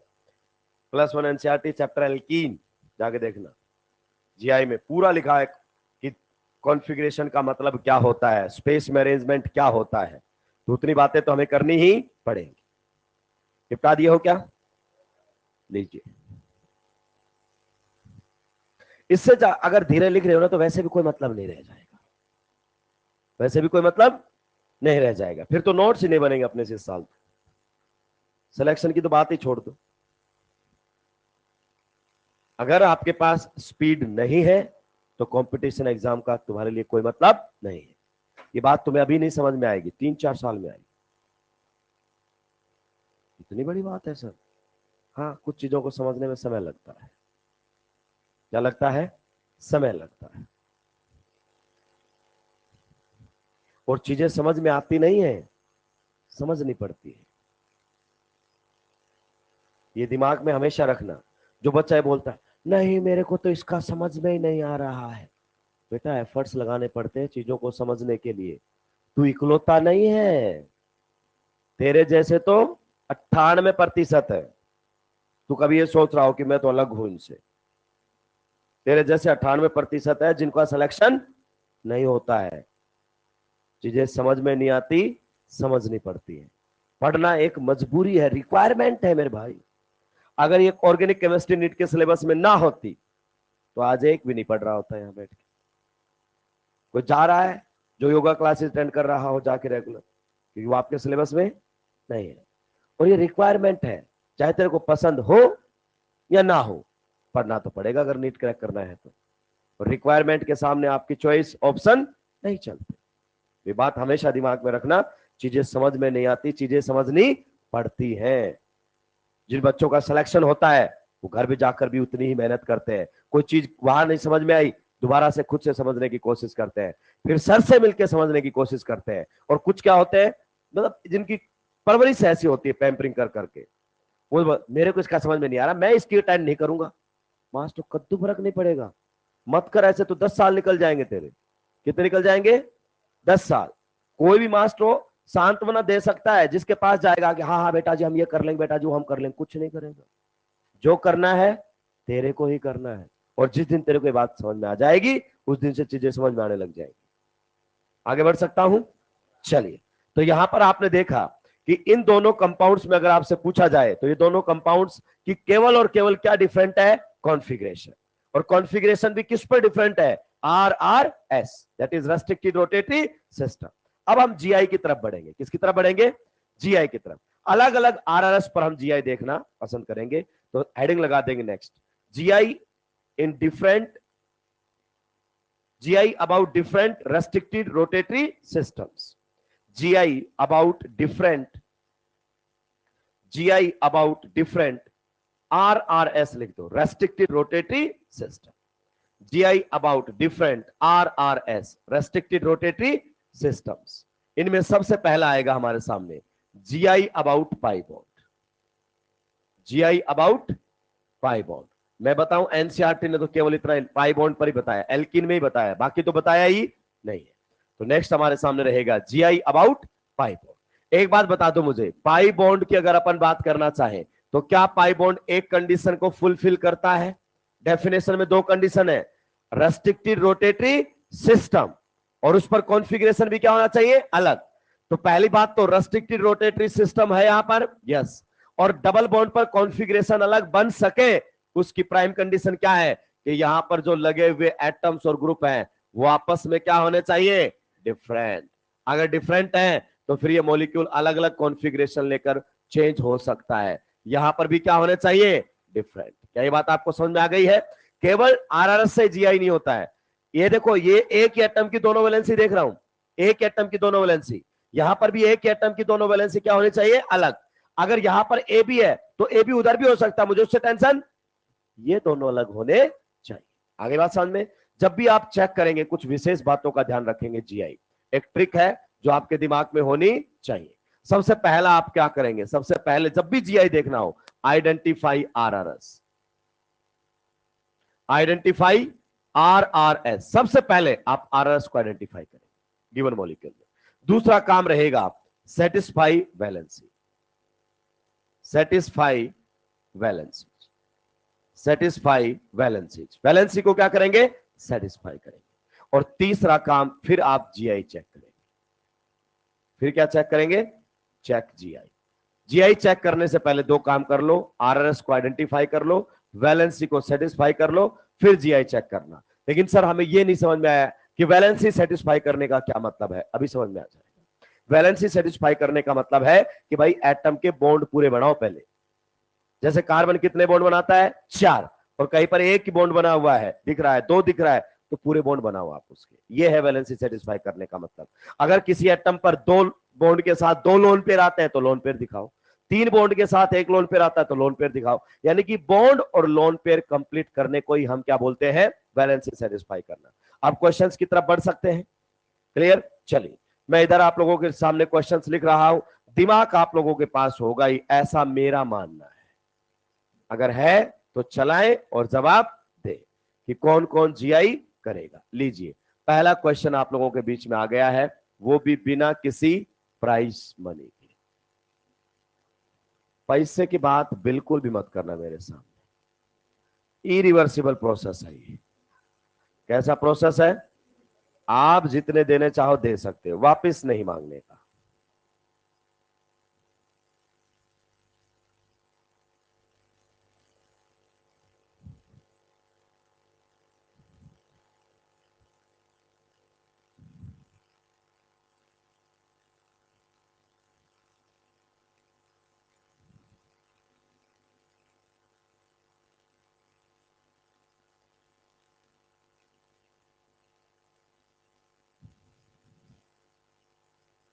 जिन क्वेश्चंस के आने की पॉसिबिलिटी रहेगी उन्हीं क्वेश्चंस पर हम क्या करेंगे, बात। बाकी पर कोई मतलब नहीं है, ये ध्यान रहे। फालतू क्वेश्चंस करके आप फालतू में खुशियां मनाते रहते हैं जिसका कोई मतलब निकलता नहीं।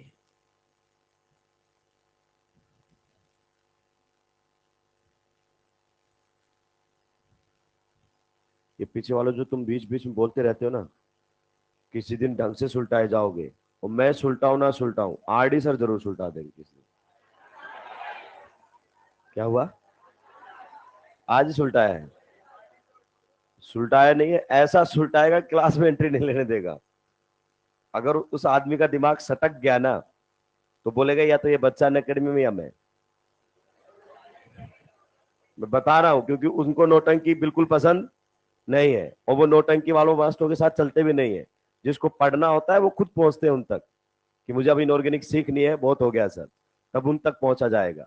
जिसके बेटा सब्जेक्ट में दम होगा ना वो नौटंकी करेगा ही नहीं। और जिसको पता है तेरा सब्जेक्ट तो ठीक ठाक है नहीं, बच्चों को तुझे बिठा के रखना है, फिर वो अलग अलग बातें करेगा, मोटिवेशन की बातें करेगा, आपकी फिर पैम्परिंग भी करेगा, क्या पता आपकी तारीफ भी कर दे, क्या पता आप ही को ही फोन कर ले।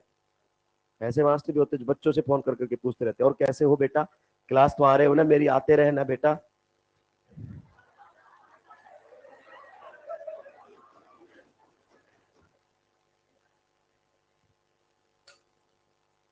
और हमारा मामला अलग है, नहीं आ रहा मत आ, अगली साल आएगा, उससे अगली साल आएगा, कभी तो तेरे को समझ में आएगी, कभी तो घर वाले बोलेंगे कि बेटा अब तो सिलेक्शन ले आ। फिर ढूंढता फिरेगा कि यार पढ़ना है इस बार, उनके पास जाना पड़ेगा। कुछ तो बोलते हैं कि ये कैसे मास्टर आए, तो पढ़ाते ही हैं। अगर 1.5 घंटे लगातार पढ़ा दे तो क्या बोलेंगे, आज तो बस पढ़ाया ही, नहीं और क्या एक्सपेक्ट कर रहे थे। मास्टर आया है तो पढ़ाएगा ही बेचारा। क्लियर, चलिए इन क्वेश्चंस पर जल्दी से हाथ साफ करेंगे। क्वेश्चन नंबर 9 भी आप लोगों के बीच में आ चुका है। फिर क्वेश्चन नंबर 10 का भी आपको जवाब देना ही पड़ेगा। हालांकि मैं जानता हूं आपकी बिल्कुल इच्छा नहीं होती जवाब देने की, लेकिन जवाब तो देना ही पड़ेगा। क्वेश्चन नंबर 11 आप लोगों के सामने कुछ इस प्रकार से आ गया है।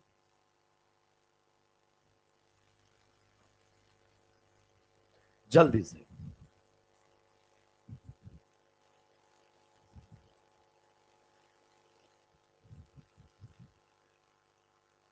कौन जीआई करेगा और कौन जीआई नहीं करेगा, बेसिक पैटर्न को फॉलो करते हुए चलेंगे। मैं जानता हूं अभी आपको चीजें समझ में आ रही है, या पहले से पड़ी हुई है तो आती है, तो आप और कॉन्फिडेंस में और वही निपट जाएंगे। पहले वाले क्वेश्चन जीआई करेगा कि नहीं करेगा? देखिए पहला काम आइडेंटिफाई RRS, आइडेंटिफाई कर लिया, यस। फिर वैलेंसी सेटिस्फाई करने का मतलब कार्बन है किनारे पर, कितने बॉन्ड बनाता है? 4, तो हाइड्रोजन लगाओ इसमें 2। अब देखो एक भी साइड अगर दोनों क्या आ गए सेम, तो जीआई हुई। दोनों साइड डिफरेंट होने चाहिए, हमने देखा था, वरना कॉन्फ़िगरेशन बदलेगी नहीं। नेक्स्ट अगर अपन बात करना चाहें आइडेंटिफाई RRS, आइडेंटिफाई कर लिया। अब अगर अपन बात करना चाहें वैलेंसी सेटिस्फाई, मतलब क्या लगा दो? हाइड्रोजन। अब देखो दोनों साइड इधर क्या आ गए? दोनों सेम, भले ही इधर अलग हो, अब कोई फर्क नहीं पड़ेगा। अगर एक भी साइड सेम आ गए तो फिर वो जीआई नहीं कर सकता, तो ये ज्योमेट्रिकल आइसोमेरिज्म करने के लायक नहीं है। क्या है ये? नालायक आप लोगों की तरह। नेक्स्ट अगर अपन बात करना चाहे तो ये हमारे सामने क्या है? Pi bond. आप बताइए, देखो इधर दोनों क्या आ गए हैं? सेम। यहां पर कौन है? ये CH3। यहां पर भी कौन है? अब उधर कोई मतलब ही नहीं है, क्योंकि वैलेंसी सेटिस्फाई कर भी दोगे, उधर अलग और इधर सेम, तो भी ये जीआई नहीं करेगा। पक्का?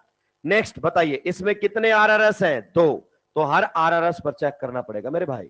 तो यहां पर वैलेंसी सेटिस्फाई करने के लिए आप क्या लगाओगे? 2 हाइड्रोजन, ये तो हो गया बर्बाद। एक भी साइड सेम आते ही वो RRS जीआई नहीं कर पाएगा। फिर से यहां पर भी बैलेंस सेटिस्फाई करने के लिए क्या लगाओगे? हाइड्रोजन, और ये भी जीआई नहीं कर पाएगा। सर आप दूसरे पर तो चेक ही नहीं कर रहे हो। अरे एक भी RRS पर टर्मिनल पर दोनों साइड सेम आ गया तो फिर वो जीआई नहीं करेगा। अगले क्वेश्चन पर चलते हैं और बताइए इसके बारे में क्या जवाब है आपका। कुछ लोग क्या बोलते हैं? सेम। कितने लोगों का जवाब है नहीं करेगा? CH3 ऐसे देख लिया बहुत सारे लोगों ने। अबे दिमाग से पैदल एक ही कार्बन की वैलेंसी देखनी है, एक ही कार्बन की। अभी अगर इसी क्वेश्चन को अगर मैं ऐसे देता ना तो जवाब अलग देते बच्चे। इसी क्वेश्चन का अगर मैं ऐसे देता तो जवाब अलग देते कि अलग अलग अलग अलग। तो एक ही कार्बन पर लगे हुए ग्रुप देखने हैं दिमाग से पैदल इंसान, और एक कार्बन पर लगे हुए दोनों क्या है? अलग, और एक कार्बन पर लगे हुए ये दोनों भी क्या है? अलग, तो ये जीआई करेगा। आगे बात समझ में? चलिए नेक्स्ट बताइए, जीआई करेगा या नहीं करेगा? करेगा। ये वो लोग हैं जिनका केमिस्ट्री से कोई लेना देना नहीं है, बस जो मतलब आर्ट्स वालों की तरह पढ़ते हैं, अलग अलग अलग जीआई। पहले तो वैलेंसी सेटिस्फाई करो, क्या है? हाइड्रोजन। तो ये मिथाइल और वो क्या है? हाइड्रोजन। मेरे भाई पीएच और फाई एक ही ग्रुप को बताते हैं, दैट इज फिनाइल। आपको बताया था कि जब बेंजीन से एक हाइड्रोजन हटा दे, आर्ट्स वाले हो क्या जो बस ये देख रहे हो कि ऐसे भी पढ़ाते हैं, कुछ एक जगह लगा देते हैं, कैट एक जगह लगा देते हैं, डॉग, बताओ दोनों सेम के अलग अलग जीआई करेगा। ये केमिस्ट्री में काम नहीं आते हैं, इनसे फील आती है, सिलेक्शन नहीं आता है। तो अगर यहां से आपने हाइड्रोजन हटा दिया है तो ये जो ग्रुप आपके सामने बन जाता है। जब बेंजीन से H हटाते हैं तो बेंजाइल नहीं फिनाइल बनता है। बताया था कि नहीं बताया था? तो ये आप लोगों के सामने क्या बन जाता है? फिनाइल। इसको कैसे कैसे लिखा जा सकता है? पीएच लिखा जा सकता है, फाई लिखा जाता है, और कई बार इसको AR भी लिखा जाता है। फिनाइल या एराइल ग्रुप बोलते हैं इसको, फिनाइल भी बोल देते हैं, एराइल भी बोल देते हैं। तो ये तीनों एक ही बात को बता रहे हैं। तो यहां पर ये दोनों सेम है, अलग नहीं है। अगर आप इसको सही तरीके से देखते तो यहां पर भी आपको कौन सा ग्रुप लगा हुआ मिलता? Phenyl group. और यहां पर भी आपको कौन सा ग्रुप लगा हुआ मिलता? Phenyl group. कुछ राक्षस तो इसको बेंजीन ही बोल देते हैं, अब ये बेंजीन नहीं है, ये क्या है? फिनाइल। ये देखिए ये आप लोगों के सामने है। तो ये दोनों क्या हो गए? सेम। तो ये ज्योमेट्रिकल आइसोमेरिज्म करने के लायक नहीं है। क्या है ये? आप लोगों की तरह नालायक। नेक्स्ट क्वेश्चन पर जल्दी से जवाब देंगे। एक भी करो मॉलिक्यूल तो जीआई करेगा। सबसे पहले बताओ, क्या ये आपने RRS आइडेंटिफाई किया? यस। वैलेंसी को सेटिस्फाई किया? यस। लेकिन सर इधर तो दोनों क्या आ गए हैं? सेम। एक भी कार्बन पर दोनों सेम आ जाए तो फिर वो जीआई करने के लायक नहीं है। सॉरी, मतलब ये डबल बॉन्ड जीआई नहीं करेगा। नंबर 7 पर ये वाला जीआई नहीं करेगा। नेक्स्ट एक डबल बॉन्ड और भी तो बाकी है, तो यहां पर लगाओगे H, यहां पर भी लगाओगे H, दोनों देखो अलग, H और CH3। यहां पर H और वो कुछ भी हो, H तो नहीं है, तो ये डबल बॉन्ड जीआई करेगा। अगर कोई सा भी डबल बॉन्ड जीआई करे, मॉलिक्यूल तो जीआई करेगा।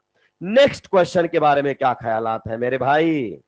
देव जी साइक्लोहेक्सेन बना दिया आपने, हाँ बताइए जीआई करेगा कि नहीं करेगा? भाई साहब ये लोन पेयर है, नेगेटिव चार्ज का मतलब यहां पर क्या है? Lone pair. तो इस कार्बन पर एक तो CH3 लगा हुआ है और एक क्या लगा हुआ है, लोन पेयर। लोन पेयर को एक डिफरेंट आइडेंटिटी ट्रीट किया जाता है, मतलब एक डिफरेंट एटम या ग्रुप की तरह ट्रीट किया जाएगा। क्या ये बात आपको समझ आई? तो ये दोनों अलग, वो दोनों अलग, ये जीआई करेगा। नेक्स्ट बताओ, triple bond.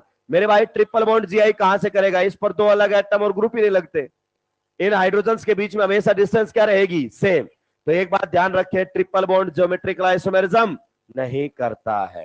Triple bond RRS तो है लेकिन जीआई नहीं करता है। नेक्स्ट क्वेश्चन के बारे में आपके क्या ख्यालात हैं? अब आपको समझ में आने लगेगा वैलेंसी सेटिस्फाई करने का मतलब। नाइट्रोजन जब 3 बॉन्ड बनाता है तो एक क्या रखता है? Lone pair. Don't forget to put the lone pair. Lone pair लगाना ना भूले। मैं लोन पेयर को टकला बोलता हूं, तो ये टकला आपको जरूर लगाना है, वरना मेरे भाई ये आपको टकला कर देगा। ये देखो, नाइट्रोजन पर टकला लगाना ना भूले। दोनों अलग, दोनों अलग। तो ये जीआई करेगा। जल्दी से निपटाओ। वैलेंसी सेटिस्फाई नहीं की तो हवाबाजी में निपटाए जा सकते हो।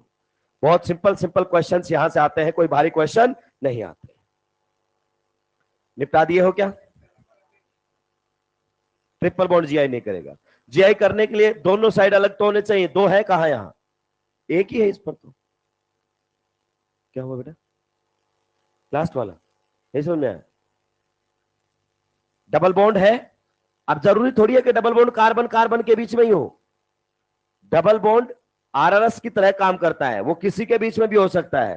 कार्बन कार्बन के बीच में हो सकता है, कार्बन नाइट्रोजन के बीच में हो सकता है, नाइट्रोजन नाइट्रोजन। सभी सुनेंगे भाई, डबल बॉन्ड होता है चाहे किसी के भी बीच में क्यों ना हो, आरआरएस का काम करेगा। अब देखो ये दोनों क्या है बेटा? अलग।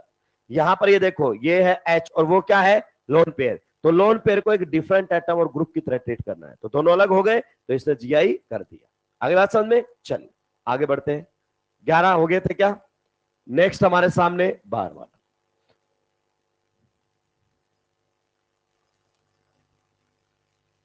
जल्दी जल्दी निपटाते हुए चलेंगे मेरे भाई।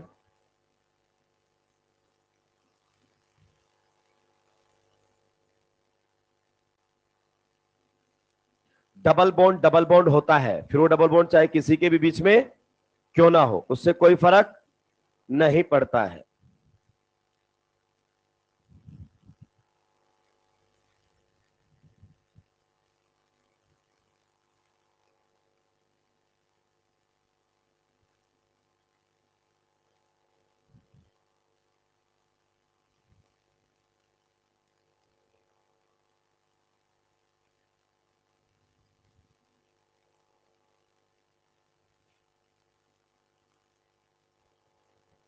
जल्दी जल्दी निपटा देंगे।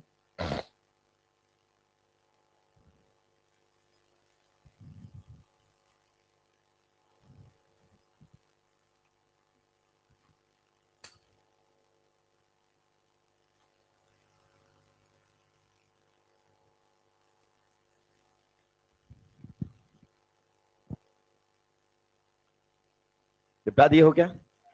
इसमें बताओ, नाइट्रोजन पर लोन पेयर लगाना ना भूले। तो यहां पर CH3 है, यहां पर ये दोनों साइड अलग है क्या? यस। एक सुनो, डबल बॉन्ड कार्बन कार्बन का भी जीआई कर सकता है। डबल बॉन्ड होना चाहिए। कार्बन नाइट्रोजन में होगा तो भी चलेगा, नाइट्रोजन नाइट्रोजन में होगा तो भी चलेगा, किसी के बीच में हो डबल बॉन्ड होना चाहिए, उससे फर्क नहीं पड़ता किसके बीच में, क्योंकि वो भी आरआरएस का ही तो काम करेगा। अब बताओ, ये जीआई करेगा। नेक्स्ट में अगर अपन बात करना चाहे तो इसके बारे में क्या ख्याल आता है? देखिए, नाइट्रोजन पर टकला लगाना ना भूले। ये दोनों तो अलग, लेकिन इस साइड ये दोनों क्या आ गए हैं? सेम। दोनों साइड क्या होने चाहिए? अलग। तो ये ज्योमेट्रिक आइसोमेरिज्म करने के लायक नहीं है, आप लोगों की तरह क्या है? नालायक। नेक्स्ट की पहले तो स्ट्रक्चर बनानी पड़ेगी, और बहुत सारे लोग तो स्ट्रक्चर बनाने में ही निपट जाएंगे। यहां पर अगर अपन बात करना चाहें, एच लगा हुआ है, एच लगा हुआ है, नाइट्रोजन के कितने बॉन्ड बना दिया आपने? 3। तो एक क्या रहेगा? Lone pair. कितने बॉन्ड बना दिए हैं? 3। तो एक क्या रहेगा? Lone pair. देखो इस वाले पर अलग अलग, तो ये जीआई करेगा। और ये कंपाउंड्स हमेशा जीआई करते हैं। जब भी नाइट्रोजन नाइट्रोजन में डबल बॉन्ड आता है बेटा, इन कंपाउंड्स को हम बोलते हैं एजो कंपाउंड्स। क्या बोलते हैं? Azo compounds. और ये हमेशा ही क्या करेंगे? जीआई, क्योंकि उस पर एक तो लोन पेयर है, बाकी तो कुछ भी लगा ले अलग हो जाएगा। इस पर एक लोन पेयर है, बाकी कुछ भी लगाएगा तो क्या हो जाएगा, अलग। तो ये हमेशा जीआई करते हैं, इनको एजो कंपाउंड्स बोलते हैं। अच्छा, एक मॉलिक्यूल को जीआई करने के लिए मिनिमम कितने कार्बन चाहिए? एक मॉलिक्यूल में जीआई होने के लिए मिनिमम कितने कार्बन चाहिए? भाई यकीन मानिए आप लोग ना आंख वाले अंधे हो। अरे ओ मूर्ख लोगों, बताओ कितने कार्बन इस मॉलिक्यूल में? मतलब भाई साहब तुम वो लोग हो, तुम्हारे लेवल का मुझे धीरे धीरे पता लगने लगा है। 9th-10th के अंदर लेटर आता था ना 10 नंबर का लिखने के लिए, कि आपको एक लेटर लिखना है, my favourite teacher, favourite leader, my country, cow, तो तुम सारे लिख के आते थे। और जो लिखा होता था माई फेवरेट टीचर और माई बेस्ट फ्रेंड और माई फादर और महात्मा गांधी, तो तुम सारे छाप देते थे कि भाई साहब 5 कर दिए, 10-10 के 50 तो कहीं नहीं गए। और का तुम्हें मतलब ही समझ में, तो क्यों तुम अंधे हो? जब सामने एग्जाम्पल है 0 कार्बन के साथ जीआई हो रहा है, जीआई होने के लिए कार्बन कहां जरूरी होता है?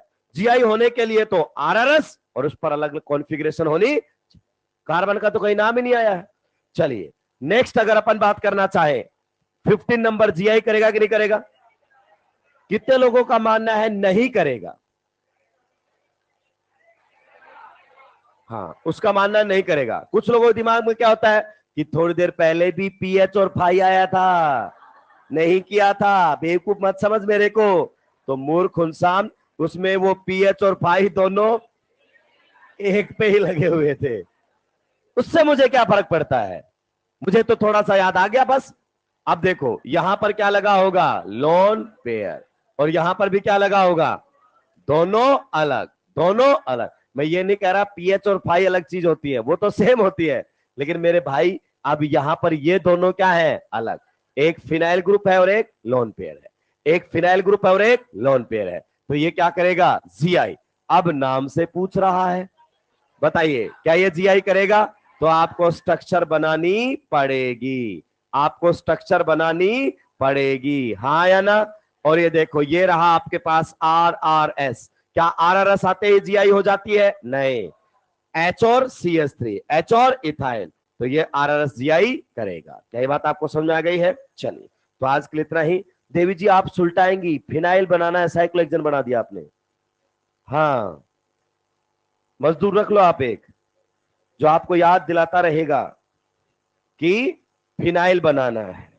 आज के लिए इतना ही, बाकी बात करेंगे अगली क्लास।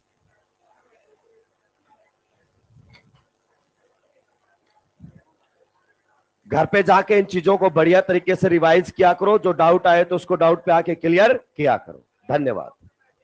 डाउट पे बैठता हूं 6:30 पे।